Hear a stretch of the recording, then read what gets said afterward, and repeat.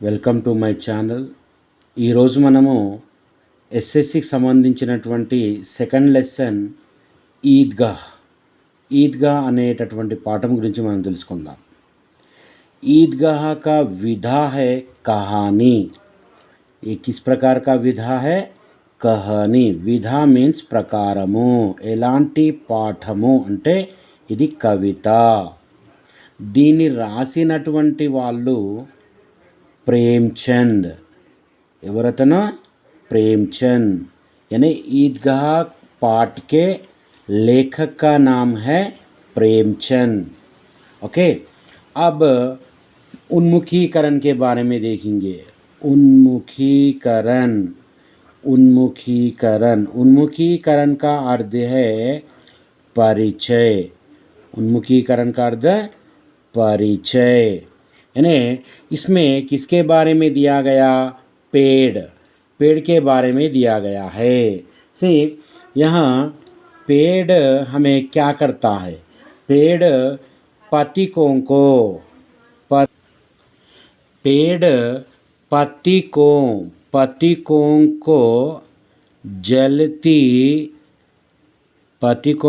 जलती दोपहर में, कहाँ?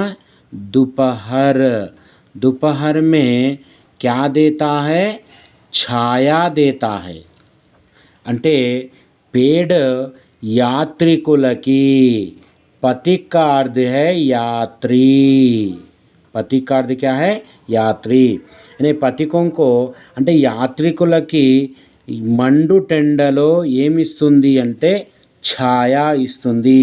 ఛాయ का अर्थ है प्रतिबिंब. इसका अर्थ है प्रतिबिंब. यानी इसका अर्थ प्रतिबिंब यानी छाया.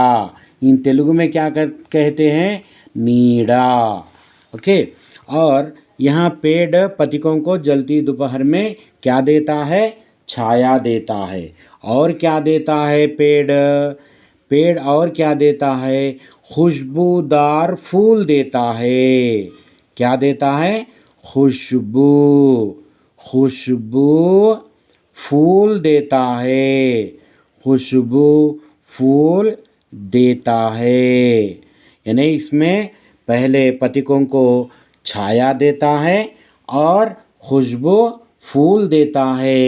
और क्या देता है? नवमाला यानी नव फूलों की माला. यानी से नव फूलों की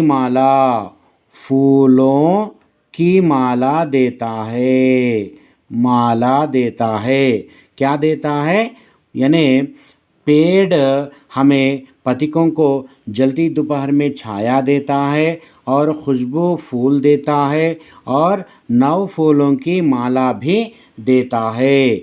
और हमें त्यागी तरुओं से, ये हमें त्याग देते हैं. त्याग हमें क्या देते हैं? ये त्यागी तरुओं से हम क्या सीखना चाहिए? कुछ देना सीखना चाहिए. हम क्या सीखना?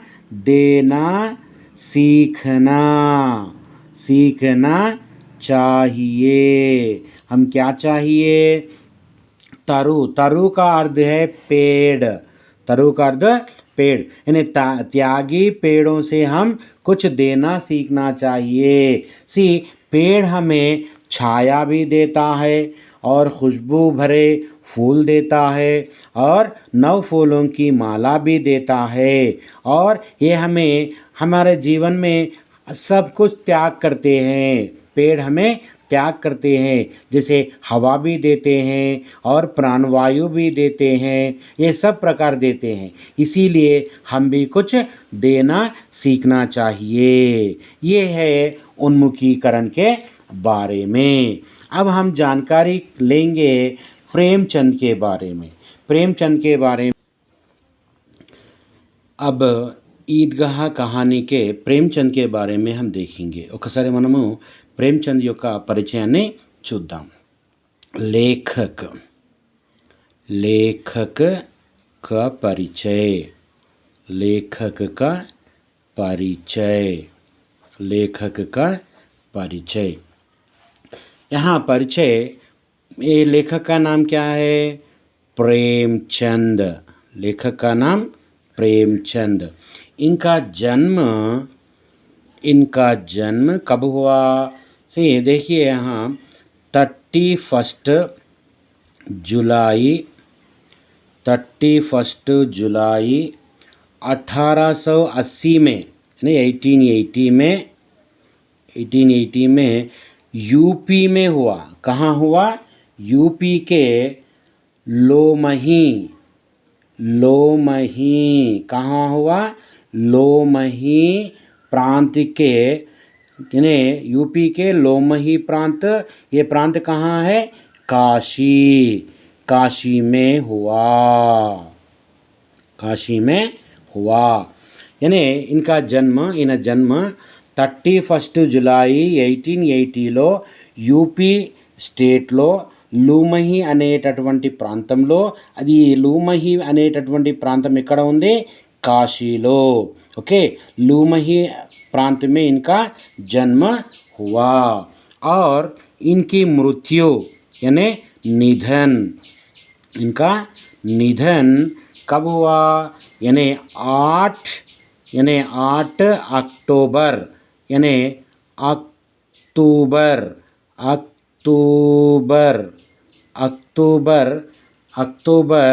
1936 में कहाँ हुआ? काशी में हुआ। इनका मृत्यु काशी में हुई। 8 अक्टूबर 1936 में काशी में हुआ इनका मृत्यु। और इसे मृत्यु को भी क्या कहते हैं? हम निधन भी कह सकते हैं। और नेक्स्ट, इनके माता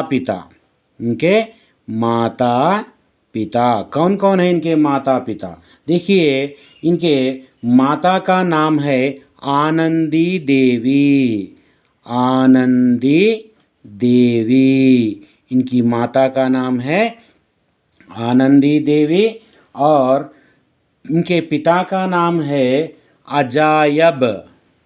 इनका नाम क्या है? अजायब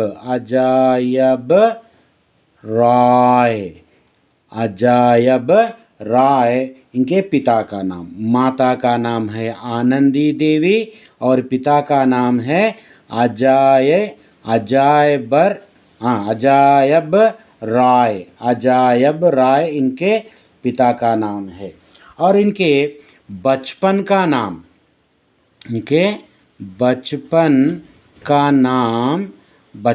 नाम है, क्या नाम है इनका?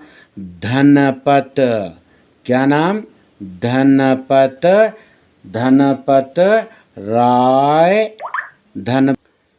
धनपत राय श्रीवास्तव।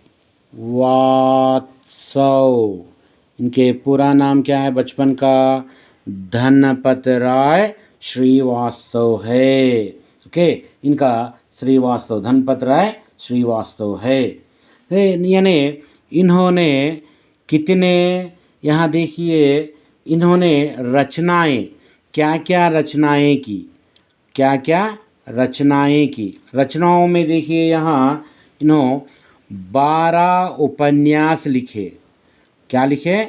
उपन्यास। 12 का अर्थ क्या है?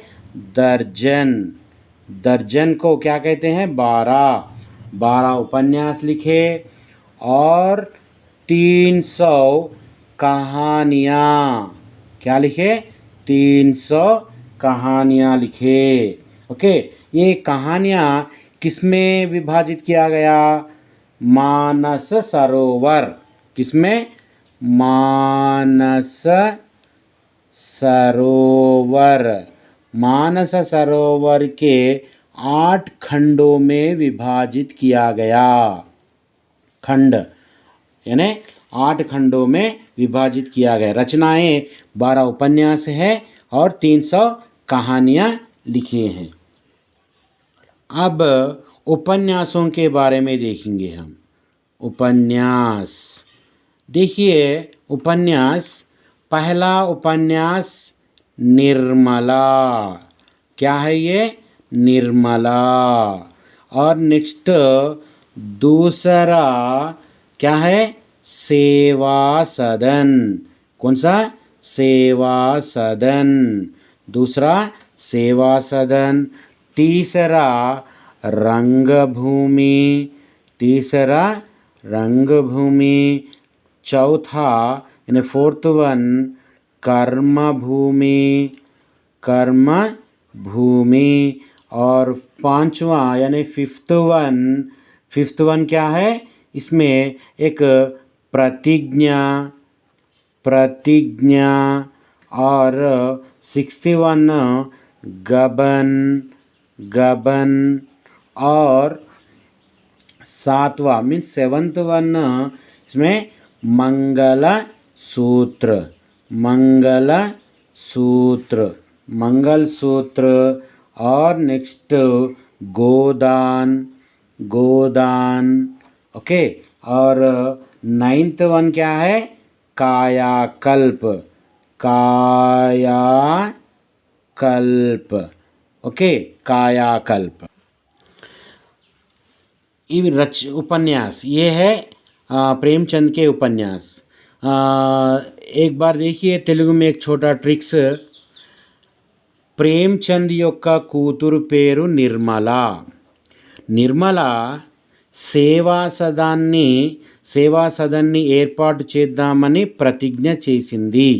ఓకే, ప్రతిజ్ఞ చేసి ఏం చేసింది? ప్రతిజ్ఞ చేసి ఈ సేవా సదనాన్ని నిర్మించుదామని తన దగ్గర ఉన్నటువంటి రంగభూమిని అమ్మేసింది, కర్మభూమిని అమ్మేసింది. తర్వాత గబన్ అంటే ఆభరణాలు, ఆభరణాలు, ఇవి ఆభరణాలను అమ్మింది. తర్వాత తన దగ్గర ఉన్నటువంటి మంగళ సూత్రాన్ని అమ్మింది. తర్వాత గోవులను కూడా దానం చేసింది, గోవుల దానం. ఓకే, గోవుల దానం కూడా చేసింది. ఇది చిన్న టిక్ ఏంటంటే ప్రేమ్చంద్ యొక్క కూతురు పేరు నిర్మల. ఈమె సేవా సదనాన్ని ఏర్పాటు చేద్దామనేటటువంటి ఉద్దేశంతో ప్రతిజ్ఞ పూనింది. ప్రతిజ్ఞ పూని తన దగ్గర ఉన్నటువంటి రంగభూమిని, కర్మభూమిని అమ్మేసింది. తర్వాత ఆభరణాలు అమ్మేసింది. తర్వాత నెక్స్ట్ ఉన్నటువంటి మంగళసూత్రాన్ని అమ్మేసింది. అయినా ఈ సేవా సదనానికి డబ్బులు సరిపోక ఉన్నటువంటి గోవులను కూడా అమ్మేసింది. ఈ విధంగా ఈ చిన్న టిప్స్ని మనం యూజ్ చేసుకుంటే ఇది ఉపన్యాసం మనకు టోటల్గా ఉపన్యాసాలు మనకు మైండ్లో. నెక్స్ట్ మనం నేర్చుకోవాల్సింది ఉపన్యాసాల తర్వాత కహానియా. సో ప్రేమ్చంద్ యొక్క ఉపన్యాసాలు అయిపోయినవి. ఇప్పుడు తన యొక్క కహానియాల గురించి మనము నేర్చుకుందాం. ఇందులో ఏమేం కహానియాలు ఉన్నాయంటే ఇందులో ఫస్ట్ కహాని पंच परमेश्वर. कौन सा है? पंच परमेश्वर. कौन सा? पंच परमेश्वर. ये प्रेमचंद की प्रथम कहानी. ये क्या है? ये प्रथम कहानी, तनु రచించినటువంటి మొదటి స్టోరీ. తర్వాత నెక్స్ట్ సెకండ్ వన్ बड़े घर की बेटी, बड़े घर की बेटी. ओके, ये second one. Next third one कफन. थर्ड वन ఏంటి? कफन. यानी कहानियाँ, पहले कहानियाँ क्या है?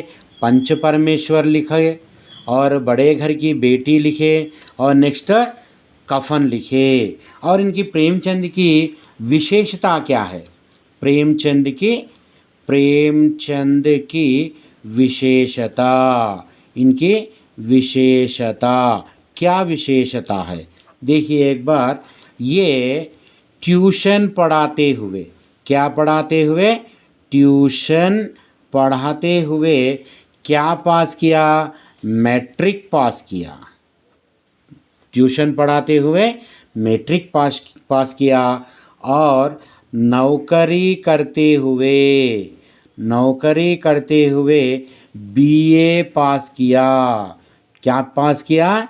बीए पास किया। और इन्हें उर्दू में क्या कहते हैं इनको? नवाब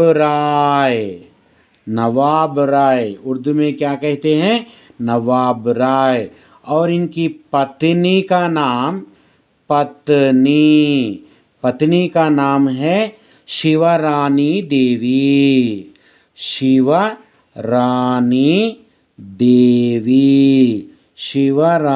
देवी। इन्हों भी एक नावल लिखे, कहानी लिखे, उसका नाम है प्रेमचंद के घर। ये किसने लिखा? शिवरानी देवी कौन है? प्रेमचंद के पत्नी का नाम शिवरानी देवी। ये है प्रेमचंद के बारे में जानकारी। और नेक्स्ट हम कविता यानी ईदगाह पाठ के बारे में, और नेक्स्ट दूसरे वीडियो में हम उसके बारे में जानकारी प्राप्त करेंगे। तब तक ओके, ठीक है।